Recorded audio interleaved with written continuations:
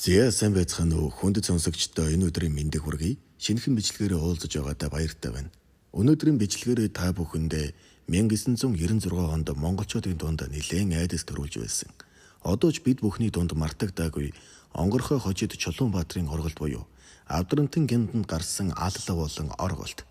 Мөн онгорхой хожид Чулуунбаатар гэхэрийн хувь заяаны зураг ямар байсан болоод ийм замаар орсон талаар мөн тухайн үед уг шоронд ял идэлж байсан иш Энхбаатар гэх залуугийн тухайн орголтын талаар дараа нь юу гэж ярьж байсан тухай уншиж хүрэхээр бэлтгэлээ. Бичлэг эхлэхийн өмнө сонсогчид маань бичлэг дээр лайк дараад комент бичээд үзэхээ битгий мартаарай. Таны дарсан лайк бичсэн комент бүхэн бид бүхэн дараагийн бичлэгээ оруулахад маш их тусдын болж байдаг шүү.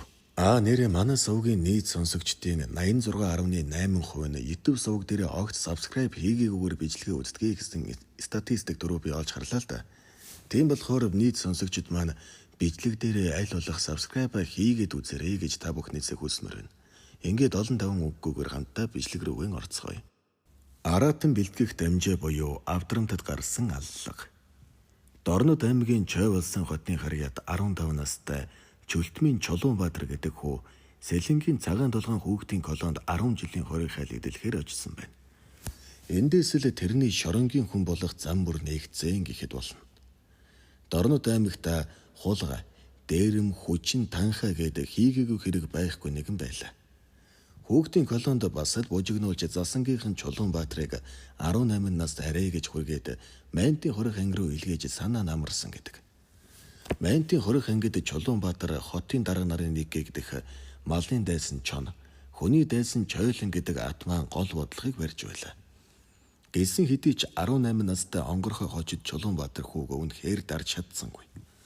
Чулуунбаатар Майнтын хоригод очингуу таал байр суурь олж насаараа шорон суусан хулгаар амжаагүй байхдал төмөр замын атмануудын нэг шайрэг болдыг аль хэдийн бандэ болгоод өвөрдөлчихсэн байж. Ингээд зогсохгүй өдөр шөнөгүй мөрөөдөө тоглож хулгайч нарыг цөлмдөг нэгэн болов. 1980 онд залтай этгээд чи дөгрөө тэргүүтээ 9 хоригдол Майнтаас ороход Чулуунбаатар цуг явах байлаа. Гэсэн хэдий ч мань нэр 3 орой дараалан мөрөөдөө тоглож ядарсан учраас унтаад болцооноос хоцорсон гэдэг.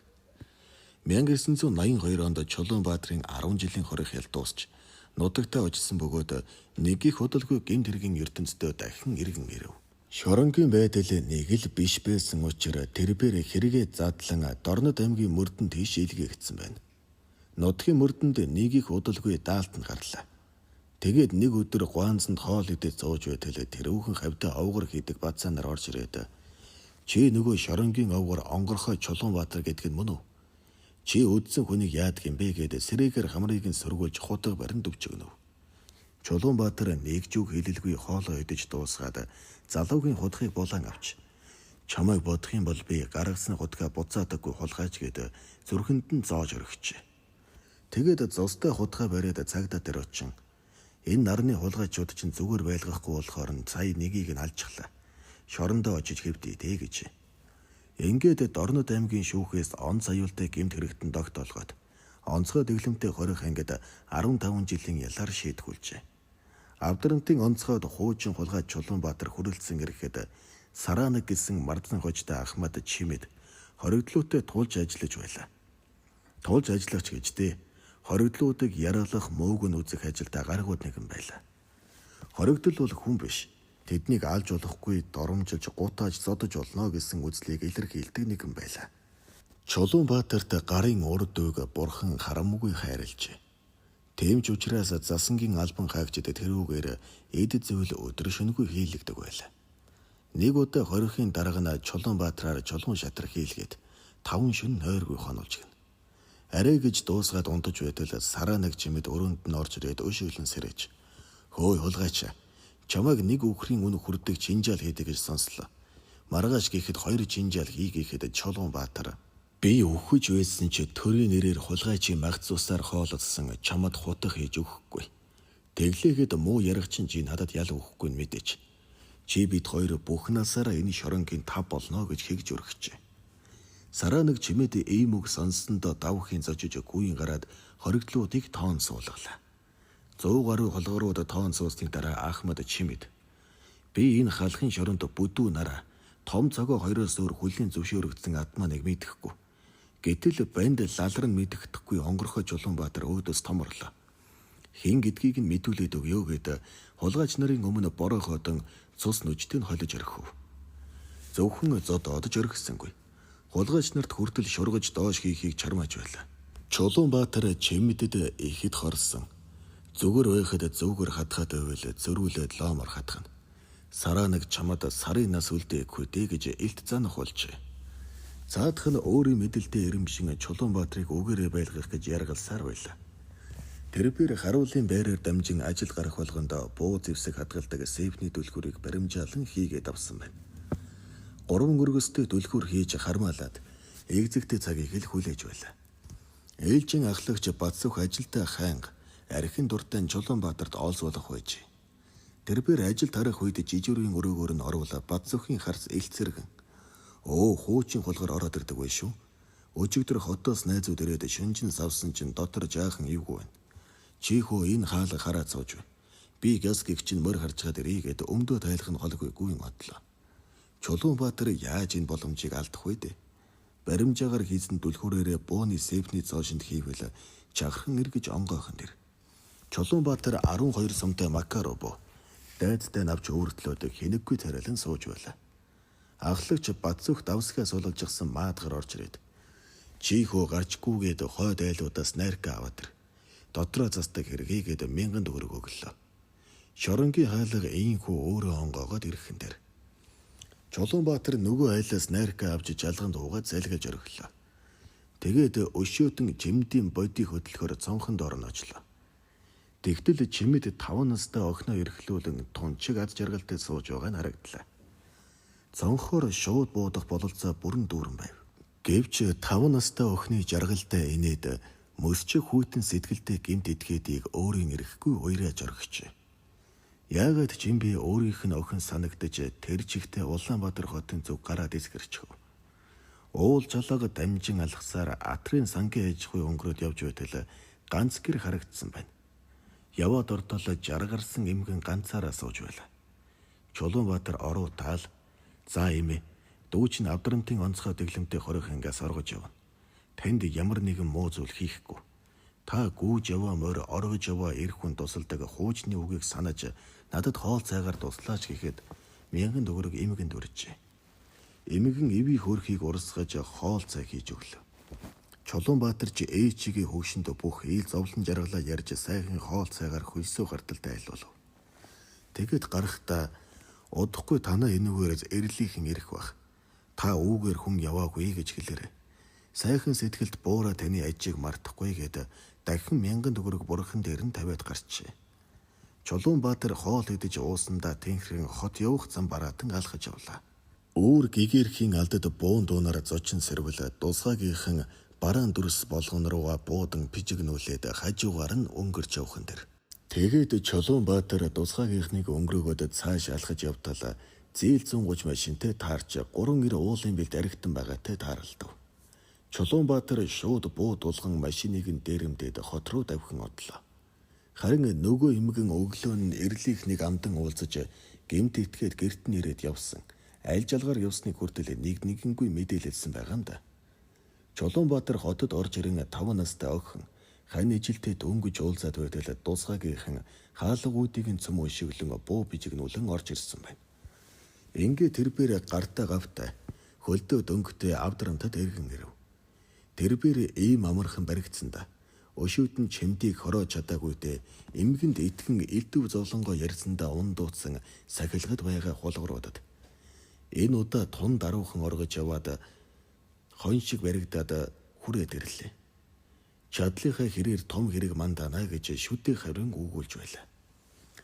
Тухайн үед энэ залууг зогсоо хан хэрэм байхгүй мэд сэтгэгдэл хуучин хулгууруудад төрж байлаа. Ингээд орогдол Чулуунбаатар Төв аймгийн шүүхээс 18 жилийн хориг хял авч 2 жилийг нь гянданд сувахаар шийтгүүлжээ.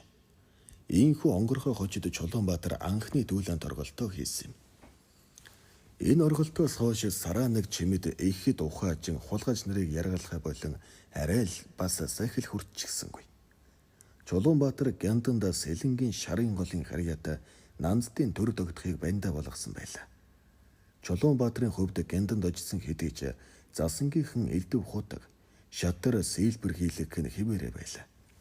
Тэрээр энэ хооронд сэлэм шиг хоёр чинжаал аль хэдийн өөртөө хийгээд авчихсан байж. Үүнээс гадна гяндангийн хойгуудын аригдах нь хэрээс хэтэрч байлаа. Бүр хоригдлуудаас мөнгө зээлэх нэрээр авч аригддаг байлаа. Яс цоочнд байгаа хоригдлууд тэдний согтуурхыг орой болгон сонсно. Заримдаа гяндангийн хоригдлууд ч гэсэн хянагч нараас шаг авч уудаг байлаа.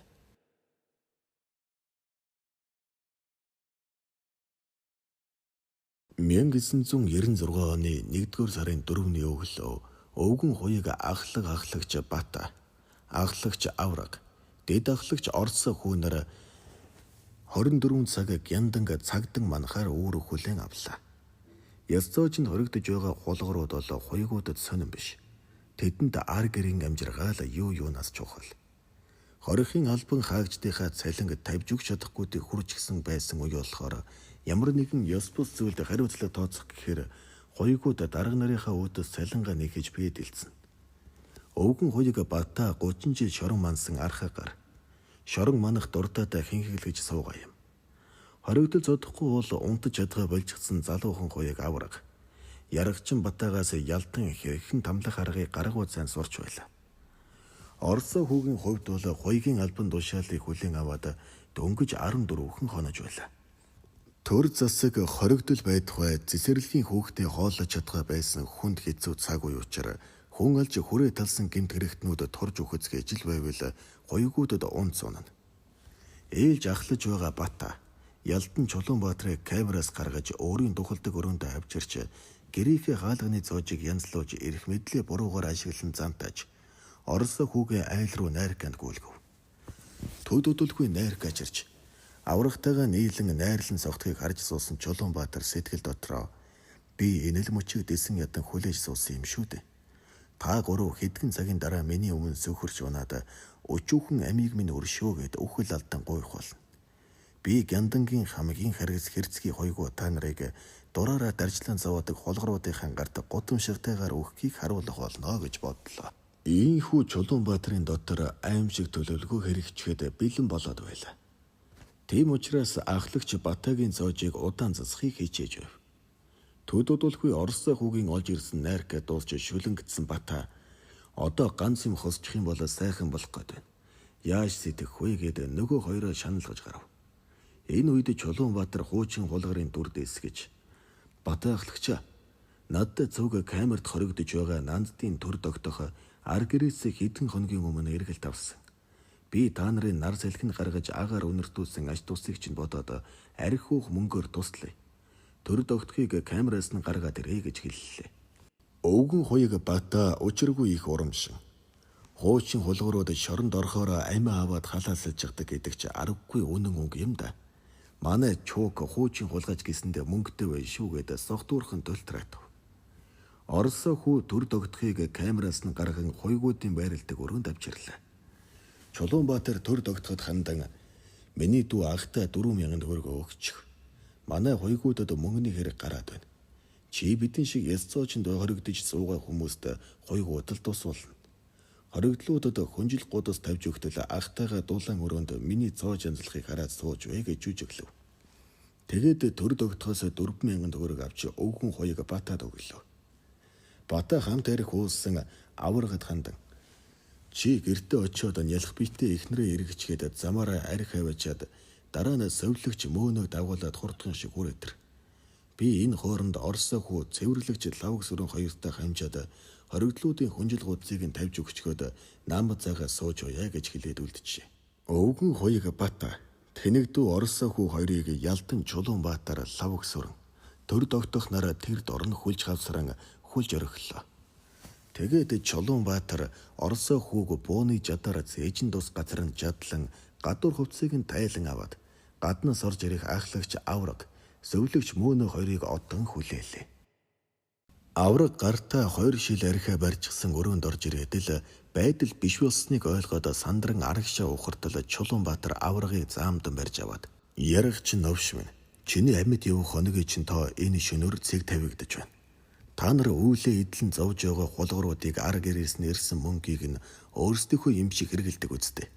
Ингээд дураараа авч яваарай гэж хэлээд төр догтохоор аврагын толгой дээгүр куртгийг нь нөмрүүлж байгаад зээжин тус газар нь 13 удаа жадлан хороолоо. Шалан дээр өгтөл болон цусандаа худалдаад хэвдэж буй өвгөн хуйг Батагийн биеийг даатганахад Чулуунбаатар лавг сүрэнгээр лантуу авчруулж байгаад Батагийн тархийг зад зохин Гяндангийн хамгийн ярагчин хуйгууд ингээд зүйл дуслаа гэж хэлээд тастас хөхөрч байлаа. Тарилгынхаа өрөөнд орж халаатаа өмсөж зогсож байсан совлогч мөөнөд лавг сүрэн гар буу тулган гараа өргөө гэж хэлгээд мөөнөө үл тоож чи бидхий тоглоод бай. Би хэдэн ялтанд хурдхан шиг тариа хийчгээд харж амръя гэж хэлээд эргэн хартал Чулуунбаатар цуснд бэлдсэн жад гартаа атгчихсан зогсож байхан тэр бээр мөөнөө миний дүү ухаантай байгаарай. Ахын чиний нөхрийг хүндлээд чамайг ямарч байсан амьд үлдээн. Харин чи бид гурвыг Гяндангаас гарахад туслах хэрэгтэй гэлээ. Хэдхэн минутын өмнө Чулуунбаатар эхийг хөнөөсөн цагаан мөг, төрсөн үрээ шатааж алсан чимгээ, дагсины жолоочийг боож алсан бямб зүр нарыг ихэлж хүчнээд дараа нь хөнөөсөн байлаа. Хүчндэгч гэжтэй тэр гурвыг хөнөөх болсон шалтгаан нэг ивэл мань 3 хүүхэн дагаж явна гэж. Чулуунбаатар та гурав биднийг дагаж яваад яах вэ хүлдэж өгдөө гэхэд цагаан мөг бид гурвыг дагуулж явахгүй бол харуулт гөрнө гэж хашгирсан байна. Харуулын цэрэг эмэгтэй хүний хашгирахыг сонссон хэдий ч Гяндангийн баруун хойд дах айлуудын гэр бүлд зодтолдож байна гэж андуурч сонсож байлаа. Чулуунбаатар төр догдох лавг сүрэн 3 хүүхнүүдийг олон удаа жадлан хороож. Үүний дараагаар Чулуунбаатар насаараа хорих ялтай ялтан алхахаар өрөөнийх нь хаалгыг эвдэх гэсэн ч барссангүй. Чулуунбаатар совлогч мөөнөд хандан чи шалган нэвтрүүлэх байраар сэжиг авахуулалгүйгээр бидний гаргах хэрэгтэй гэлээ. Тэгээд нөгөө 3 орогдол хөнөөсөн хянагч нарынхаа хувцсыг өмсөд мөөнөд буу тулган авч гарав. Ийхүү хорихын төвд шалган дээр хурж ирвэл насаараа хорих манаж гизээд ижсэн цог гүнчин гэдэг 2 хянагч ямарч сэжиг авалгүй өрөөнийхөө хаалхыг тайллаа. Совлогч мөөнөгийн араас хянагч нарын хувцас өмссөн хоригдлуудыг хараад давхын зочлоо. Чулуунбаатар тэр хоёрт АК тулган та хоёр нэг л илүү хөдөлгөөн хийвэл нам бууд шүү гэхэд төр догдох. Чуука аха энэ хоёрт дими юм ярьж цаг ураад яах вэ? Шууд л буудчих уу гэлээ. Чулуунбаатар энэ муу хоёрт насаараа шорон цог өтөлж байна. Надад гим хийсэн юм байхгүй гэлээ. Хянагч цогоо Чулуунбаатар би чамаас амьд үлдээгэж гэж гуйхгүй. Мань мэтийг алж хэрэг дээр хэрэг нэмээд яах вэ гэхэд Чулуунбаатар та хоёр амьд үлдээгэж бодож байгаа бол өөрсдөө хүлэх уяа аваад ирээ гэлээ. Ингээд 2 өвгөн хянагч бусдын гарт биш ертөнцийн жамаар өөд болох хөв заяатайгаан үлдэв. Шоронгийн хашаанаас орогдлуудыг гаргахад оршуулгын ажилд оролцоод буцах гэж яваа машинтай хідэн хүн түл шаваа зогсож байгаатай халз таарлаа. Тэднийг тэр дуранд буу тулган баригдсааж Улаанбаатар хотыг чиглэн явсан боловч хоригдлууд жаргалан туулын биелд машина заасан цуулгаж орхилоо. Энэ үед Монголын телевиз радиогоор 1996 оны 1-р сарын 4-өөс 5 жилжиг шөнө Төв аймгийн Лүн сумын Авдран тосгонд байрлах хорих 403 дугаар ангийн Гяндангаас Дорнод аймгийн Харьяа онгорхой хожид чөлтөм овогт Чулуунбаатар Нандтын төр догдох шар хожид Базраагчаагийн лавг суран нарын 3 хоригдол бүлэглэн орлоо. Он цаюултай гэмт хэрэгтнүүд 6 хүний амь насыг онц хэрцгийгээр хөнөөгөөд тус тусханд оршуулгын ажилд оролцоод буцах гэж байсан хэсэг хүмүүсийг машинтай барьцааж зэвсэглэн жаргалан дуулыг чиглэн зугтаасан байна гэсэн мэдээлэл орон даяар цацагдж ард түмний сэтгэл санааг хэрдгийлгэв. Ийхүү унтаж байсан Монголын цагдаа турган авч Улаанбаатар хотын бүх анги нэгтгэлүүд Төв аймаг Эрдэнэт Булхан Өвөр хангай Цэлэнгийн цагдаагаас гадна тагнуул элитийн тусгай хүчин гэх мэт хүчний байгууллагуудыг 703 ажилтан албан хаагчид 3 орогдлын араас хөдөллөө. 3 хоригдол жаргалан дуулын бэлд барьцаалж явсан хүмүүсээс суллан буцаалаа. Тэдгээр хүмүүсийг архин таламдсан төр догдох хөнөөх сонирхолтой байсан ч Чулуунбаатар удаа учиргүй гэмгүй иргэдийг хөнөөхгүй. Харин засангийн яргачд байсан бол амьд үлдээхгүй байлаа. Хүчирхийллээс хүчирхийлэл төрдөг. Өгдлээ болго тавина гэдэг барьцааны этгээдүүдийн булган малгайг авч өмсөд цааш хөдөлжээ. Эдэр ёсын жавар тачигнаж Нэмгэн хувцастай хоригдлууд осгож өгөхийн тулд уулын оройлоогүй лээ. Генерал Испүрв, баривчилгааны групп ахилсан генерал Ч. Амарвалд тэргүүтийн хүчнийхэн жаргалан дуулыг битүү бүслэн алхан бүрийг нь мушгиж байлаа. Даархан эрхэнд уулын оройлоо гүйж явсан оргилуудтай Ч. Амарвалдын групп 30 метрийн зайд тулж цагдаа нар ямар ч анхааруулга өгүүлгүйгээр гэмт хэрэгтнүүд рүү гал нээжээ. Их захгүй буундууд ажигнаж 3 хоригдол газар илэгдэн хэвдлээ. Чулуунбаатар шиир зааж АК-гаар тэнгэр өд галлаж цагдаа нарыг ойртуулахгүй байхаар шийдэв. Гэсэн хэдий ч цээжин тус газараа аль хэдийнэ үхлийн шарах авсан байлаа. Харин сургуультай нохой лавг суранг дараад авсан байж. Цагдаа нарыг сүрдүүлэнтэйгээр очиход төр тогтох Чулуунбаатар үхлийн шарах авч амьсгай хурааж байсан бөгөөд яаралтай эмчнэрийн багт хүргэгдэжээ. Ийхүү Монгол улсыг 2 шөнө унтаалаагүй гинт хэрэгтнүүдийг Монголын цагдаа шууд бууцнаа мэрэгжлийн ур чадвар гаргасан гэж ичигчгүй ярьцгааж гинт этгээдүүдийг хөнөөсөн цагдаад одон медаль цол тэмдэг харамгүй хайрлаж нэг хэсэгтэй л баатрууд болж үлээ. Уг нь орогдол 3 этгээдийг дахиад нэг цаг бүслэлтэнд байлгахтал сомонд биш хөлдөж өгөх хөв тавилан хүлээж байсан юм. Амьд үлдсэн лавг сүрэн нь хийсэн гэмт хэрэгэ нөхөө хоёрлууга жигсэн хэдэж төрийн цэрлэл хүлээсэн юм. Аллаг гарсан Гяндангийн өрөөнд шинжээчээр ажилласан мэрэгжилтэн би урд өмнө нь ийм аимшигтай уш хонсон сансан аллаг үүсээгүй. Шалан дээр урссан цус гутлын хоншоор давж талигааж батагийн тарих таазаар нэг ялгдсан байлаа. Нийгэм цаг үе төр засагт өшөргсөн гэмт хэрэгтнүүд ямар аимшигтай байсныг биеэр мэдрэх шиг болж өөрийн ирэхгүй давхын зожиж байсан гэж ярилцлага өгч үлээ. Авдрамтын гиндэнд гарсан энэхүү алалгаас хянагч Орос хүү цээжин тус газараа нэг удаа жадлуулан амьд үлдсэж хариуцлага алдсан гэдэг зөвл ангиар 4 жилийн хорих ял сонсчээ. Жирийн дэглэмтэй шоронд ял эдэлгэр очсон хэдий ч дэсэлгүй оргож ялаа нэмүүлээд улмаар зүүн хараагийн чангад очиод нэгэн овгор ялтны гутлыг хулгайлан цодуулж амнасаа алдсан гэдэг. Хоригдлуудад ийм аимшигтай аллах үйлдэх нөхцөл бололцоо сэтгэхүйг засангийнхан өөрсдөө бий болгосон. Хоригдол яргалдаг хянагч нар энэ алалгаас хойш нэг хэсэгтэй л ухаан суусан гэдэг. Онгорхой хожид Чулуунбаатарын үйлдэж байсан аимшигт орголтын талаар бид бүхний сайн мэдих түүхийг уншиж хүргэсэн бол одоо үргэлжлүүлэн тухайн үед Гянданд 5 жилийн заалттай ял эдлэж байсан Иш Инхбаатар хэмээх залуугийн яриаг уншиж хүргэе. Иш Инхбаатар хэмээх залуугийн яриагаар бол Авдрамтын орголтын талаар тухайн үед хэвлэл дээр бичигдсэн бүх материалыг би сая өөрөө гарч ирээд уншсан. Бүгдээрээ үнэн болсон явдлаас дэсондоо бичигдсэн байлээ. Магадгүй тухайн үед Авдрамтын удирдлагуудыг хуу харьцах зорилготойгоор тийхүү мэдээлэл мушгиж буруугаар хүргэсэн байж болзошгүй. Тэр өдөр жохом юу болсон бэ гэдгийг өнөөдөр хүмүүс мэдэх ёстой хэмээн яриагаан ихэлсэн. Тэрний ярьсныг нэг жүгийн засваргүйгээр та бүхэндээ уншиж хүргэе. Дорнодын Чулуунбаатартай хамт хоригдож байсан Зан хаан бол тийм зүйл сэдэж дөрөхлөх хүн биш байсан. Харин Чуука бол маш аюултай. Тэр Гянданд ирэхээс өмнө онцгой чангад байхдаа хүртэл хянагч нараа алаад оргоно гэж ярьдаг байсан. Тэрнээс ихэнх хулгайч нар айж имийдэг байсан. Ер нь л шийдчихсэн яахаач сийхгүй нөхөр байсан да. Онгорхой Чуука бол харгалзагч нараа алаад оргоно гэж ярьсаар байгаад л яг л тэрнийг гүйдэлтүүлсэн хүн дээ. Гэхдээ уг орголтын дараа сонин хэвлэлээр бичигдсэн шиг тийм их урдчилж бэлдсэн зүйл байхгүй. Хойволдож тохирсон ч зүйл байгаагүй. Бүх зүйл цаанаас тохиолдлын чанартаагаар өрнөсөн юм. Тэр үед Чуука Зан хаан хоёртой хамт ороосон шар лавг сүрэн бол Гяндангийн цэвэрлэг шийдэг. Гяндан дотор чөлөөтэй холигдог. Харгалзагч хянагч нартай тамхилж хоолноос нь хуваан идэж хаяа нэг цаг нөхцөг сорилгоор тэдэнтэй шадар нүүж суудаг нөхөр байсан байхгүй юу?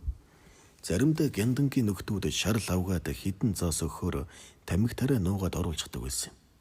Шар лавг сүрэн ууг нь 2 давхарт манай хажуу талын тэг 9 дугаарын өрөөнд байсан боловч цэвэрлэгч болсныхоо дараа доо давхар руу буулгаад онгорхой Чулуунбаатартай хамт нэг өрөөнд оруулчихсан юм.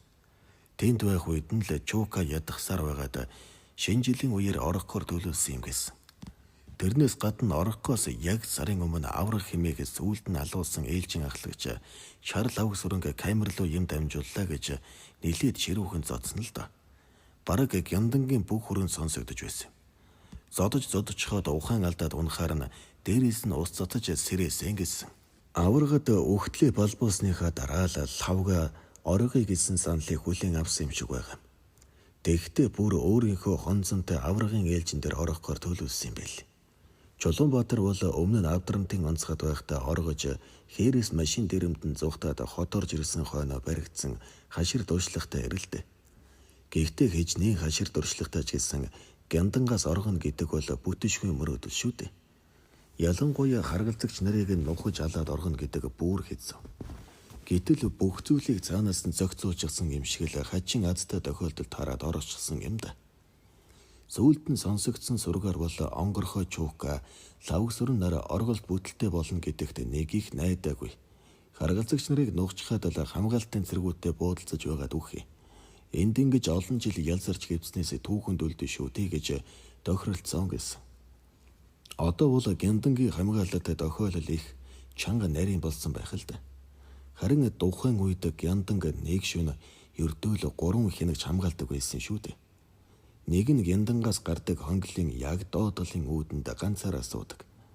Нөгөө хоёр нь 50 метрийн зайтай нэг ёсондоо шалган маягийн тусгай өргөнд жижүүрлэж суудаг байсан.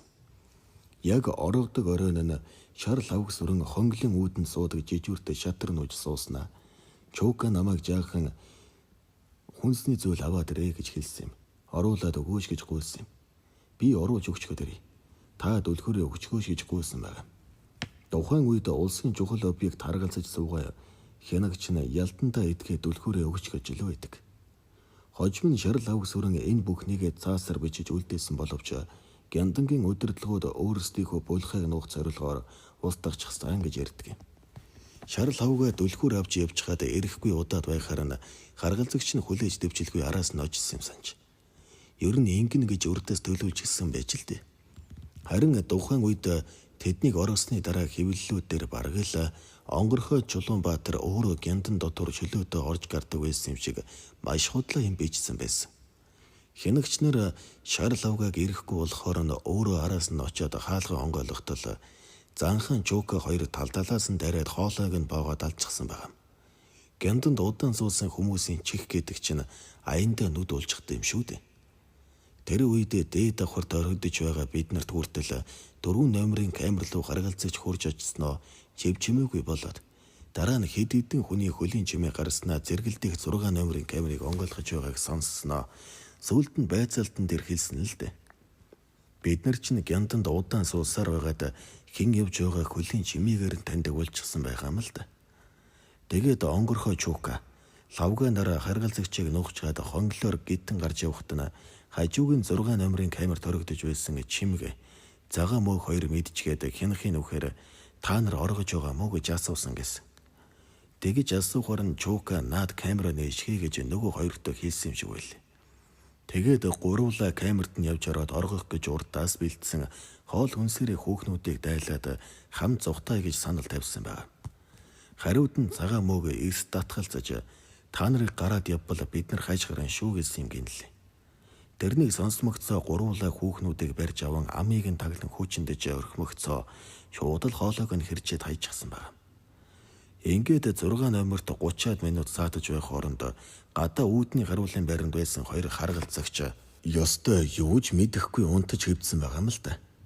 Тэдэн рүү эхлээд Шарл авгаа төрүүлж ороод ээлжийн ахлагчийн зээж рүү хутгаж оргисон гэсэн. Яг энэ үед хаалга онгойлгоод нөгөө хоёр нь зэрэг дайрч орж ирмэгцээ үлдсэн харгалзагчийг тэр дор нь хүлээд ажихгүй юу. Тэр харгалзагч өмнө нь чуука занхан хоёрт гаднаас загсан юмыг нууцаар авчираад өгчдөг баг зэрэг наантай цаантай байсны хүчинд амьд үлдсэн л дээ. Тэр хянагчийг алгах гэснээ болоод аманд нь альчуурж ихэд хүлээд ажигсан гэсэн.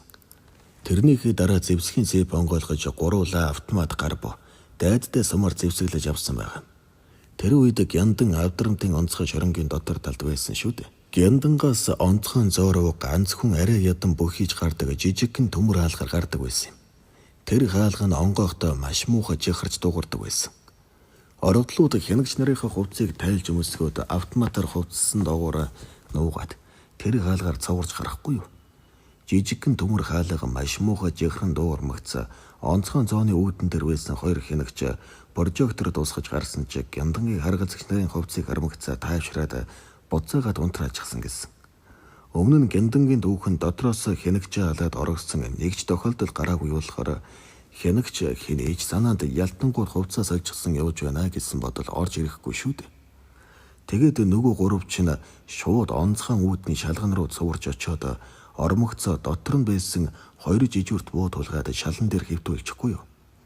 Тэр хоёрыг уг нь алахгүй үлдэж болох байсан ч онгорхой чүүка нэгэнт гараа зусан дуутгасан юм чи ойлготойхон хийчихийгээд хоолойг нь огтлчихсан гэнэлээ. Харин тэд нарыг ийхүү гяндангаа соргож гараад онцгой зооны үүдэн дээр ирчихсэн байхад шоронгийн гадуур хамгаалтанд зогсдог цэргүүдээс нэгэн ч сэжиг аваагүй байгаа юм да. Ер нь оргилтын төлөвлөгөө шоронгийн үүдний шалган дээр ирээд л мухарцсан гэж болно. Цаашаа тэд нар нохоо явган гахаа нүцхийн улаас яаж их засан дундуур хайчих юм. Гэтэл сохор хад таарсан гэмээр тохиолдлоор тэр өдөр гянданд жижигүртэй байсан совлогч тунга гэдэг үсгүй эмнэлгийн бургонтой хамт шалганы үүдэн дээр давхаад ирсэн гэсэн. Нийгээлд очиж жаал наригсан учраас хоёулаа халамцсан байсан гэдэг. Инээж хөхрөлдөөд л хаалгаа нэгээд сигналсан чинь шууд л буу тулгасан хоригдлууд урдаас нь ороод ирэхгүй яах вэ? Долоогийн 7 хүн нугчсан улсаас чинь хинч айж шээс алдсан шүү дээ. Ингээд нэгэн дунаан цаанаасаа бэлэн ороод ирсэн учраас орогдлууд шууд л буу тулган хөл залгаж аваад хөдөлсөн байна. Гэхдээ онгорхой жуука би нэг хянагчиг алах ёстой гэж хэлээд ойрхон байсан гэртэн давхиж очиод цонхон дороос нь совлогч тунгаагаар дуудулсан гэнэлээ. Харин тэр үед азар нөгөө нөхөр нь хот руу явчихсан жирэмсэн ихнэр нь гэртээ байсан учраас орхиод хоошоо хар зам руу хөдөлсөн гэдэг. Харин орогдлуудыг 7 хүн нухаж авдрантын гянданг зусан думбуулж орхиод зугцсныг тэр шөнө хинч мэдээгүй. Харуулын цэргүүд ч ансараагүй өглөө ээж солих гэж ирсэн нөхдүүд л мэдэж дөгшүүр зарлсан юм шүү дээ. Тэр хооронд 3 хоригдол Төв аймгийн Атар Угтаал зайдун сумын нутгаар дайрч дэлгүүрээс ариг дарс хүнсний зүйл дээрэмдэж аваад Төв аймгийн Жаргалан сумын нутг руу гарах гэж явахдаа хүчнийхэнд бүслэгдэж машинаа орхиод жолооч сөвлөгч хорийг барьцаалан Хүүлээ хаан гэдэг уул руу зугтаан гарсан байгаа. Хүүлээ хааны модон дотор бүгсэн орогдлуудад тусгаагийнхан дайрч залхааныг газар дээр нь нам буудаж онгорхой жуукагийн зузаан гоёорын шархтуулан лавгыг амдаар нь барьж авсан түүхийг бүгд мэдэх ёстой байлгүй дээ. Жаргалантын дээр Хүүлээ хаан гэдэг нэртэй уул нь ер нь зартай орогдол хулгайч нарыг өөртөө датдаг учир янзантай юм шиг байлээ. Дээхэн үед Оросын 505-ын нэг орогдол олон жил тэр ууланд бөгөж байгаад баригдсан бол 30 жилийн дараа авдрантаас оруулсан нөхдүүд бас тэр ууланд зугтаж гараад л баригдсан байгаа. Сүүлд нь лавг сүрэн өөрийгөө Чуука Занхан хоёрын хүчинд автаж явсан гэж мэдүүлсэн чинь нэмэр болоогүй л дээ. Ер нь ачир дээр нэг иймэрхүү зүйл болсон юм да гэж яриагаан дуусгасан юм. Энэ хүрээд өнөөдрийн та бүхэндээ бэлтгэн хүргэж байгаа авдрантын оргилтын талаар өгүүлэх 2 өөр түүх маань өндөрлөж байна. Бичлэг таалагдсан гэж найдаж байна. Та бүхэн маань бичлэгтээ лайк дараад комент бичээд үзэхээ битгий мартаарай. Таны дарсан лайк бичсэн комент бүхэн бид бүхэнд дараагийн бичлэгээ оруулахад маш их урам болж байдаг шүү. Нэрээ манай сувагт бодит дэмжлэг үзүүлэхийг хүсвэл супер танкстэйс маань ажиллаад ихэлсэн байгаа гэдгийг дуулгах таатай байна. Энэ хүртэл бичлэгтэйгээ хамт байсан танд үнэхээр их баярлалаа. Дараагийн бичлэгээр дахин уулзтлаа түр баяртай. Манайхан гарахаас өмнө subscribe дараад гарахаа битгий мартаарай.